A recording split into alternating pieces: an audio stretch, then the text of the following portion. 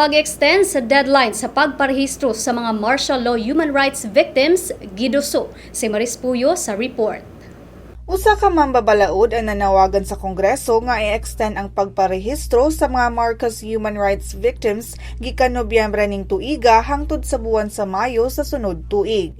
Ang registration matapos na karong Nobyembre 10. Apan matod ni Representative Barry Gutierrez, kinahanglan kining i-extend og unom pa ka mga buwan aron mahatagan og higayon ang mga claimants nga nagpuyo sa layo nga lugar nga makaapas pa sa rehistrasyon. Niadtong February 2013, gilagdaan ni President Benigno Aquino III ang Human Rights Victims Reparation and Recognition Act of 2013 di nag-andam og 10 billion pesos ang gobyerno sa Pilipinas alang sa pagpasidungog sa mga nabiktima sa human rights sa panahon ni kanhi President Ferdinand Marcos.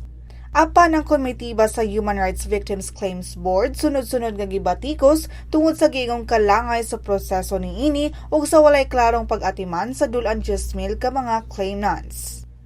Alang sa Sun.Star Pilipinas, Maris Puyo.